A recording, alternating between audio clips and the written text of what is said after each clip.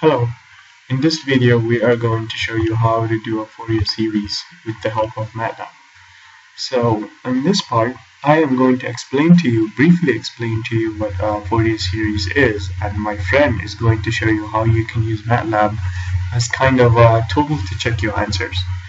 Fourier series, if you are in the mathematics field or engineering, you would have to do a bunch of these. So basically, is an approximation technique we use in expressing periodic functions into a bunch of cosines and sines. And the reason why you want to do that is because, well, even though your function is infinite, but if you can write it in terms of sines and cosines, then you know whatever the energy or whatever it is, it's going to be bounded. The value of the function is going to be bounded between -1 and 1. Or between your amplitude. So this is the formula for doing a Fourier series expansion.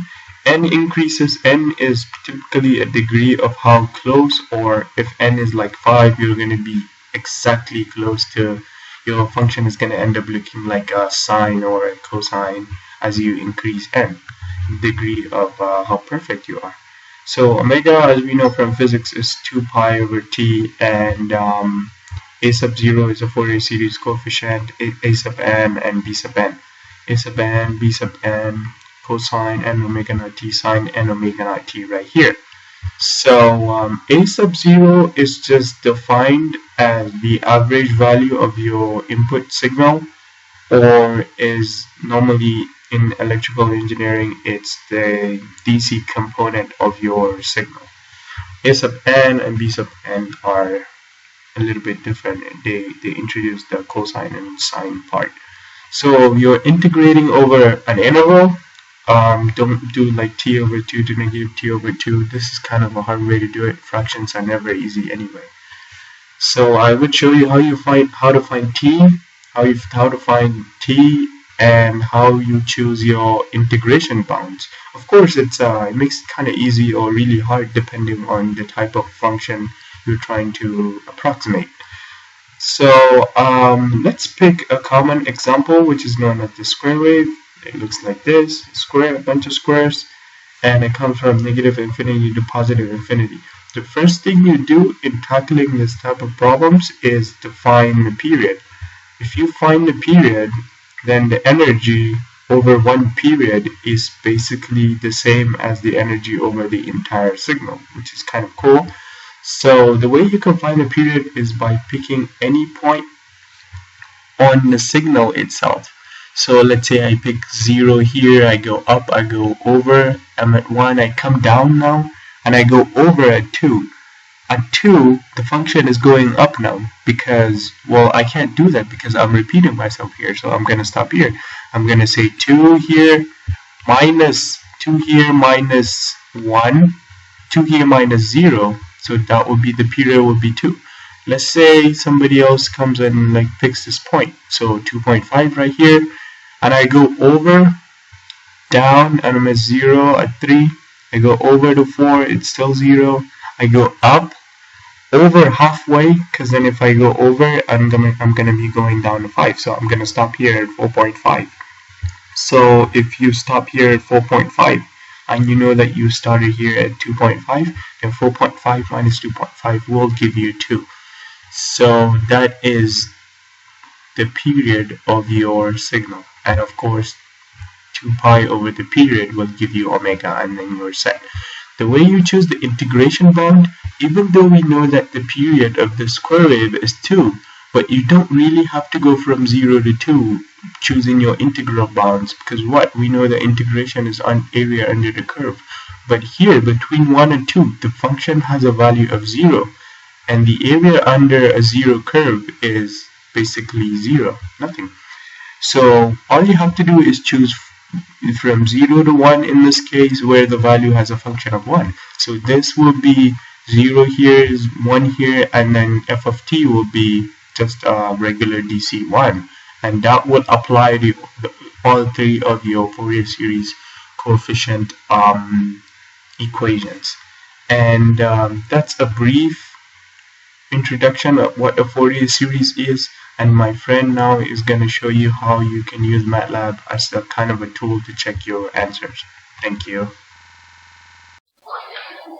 This is the second part of finding a Fourier series in Matlab. The first video showed you how these equations relate to a Fourier series. Now this video is going to show you how to set up a Matlab code for a Fourier series. This can be useful for doing homework or for studying for a test because it will show you if your answer is correct or not. First thing we have to do is set up two symbolic variables, and that is denoted by SYMS. And a symbolic variable is a variable that changes. It is not a constant variable. Omega naught is a constant variable, and T naught is a constant variable. So omega naught is pi, T naught is 2, and then our symbolic variable n equals 1 to 5. Now the reason why we chose 1 to 5 is because we wanted to know the first 5 terms of this Fourier series. If we wanted to know the first 3 terms, then we would type in 3. But since we want to know 5, we'll leave it at 5.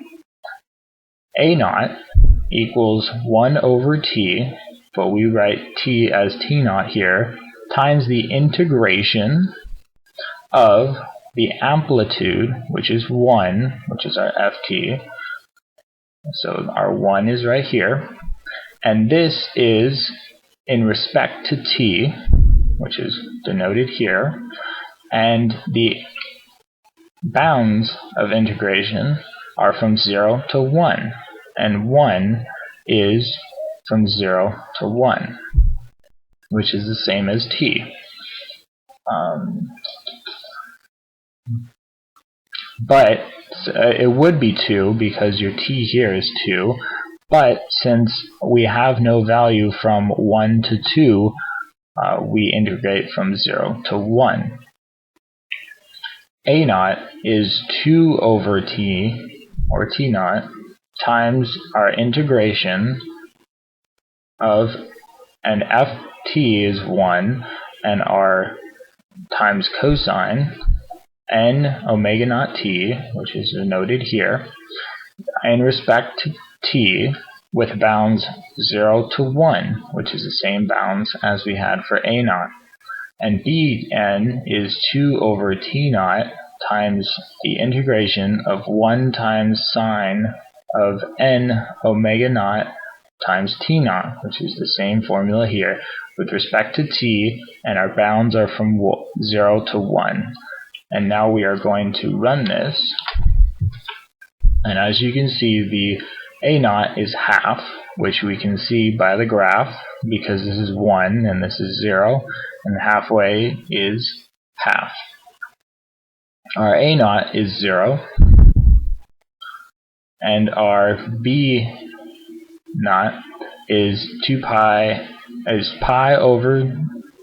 over pi, 0, 2 over 3 pi, 0, and 2 over 5 pi. And this can be seen by the equations.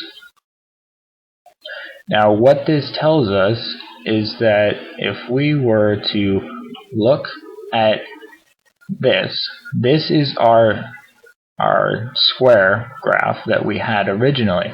And this is a sine graph, and this is what we're applying to it. So as we do this, this is with an n of 2. So if we had this go from 1 to 2, our graph would look like this, which is getting closer to the original graph of the blue line, being the square graph. And as we go, we'll have 3, and this would be from 1 to 3, and it would be even closer to the original bar graph. But what we're doing is 5, and this makes it very similar to the original function that we had, which was the blue square graph. And ours now with the Fourier series is the red one. So thank you for listening. And that concludes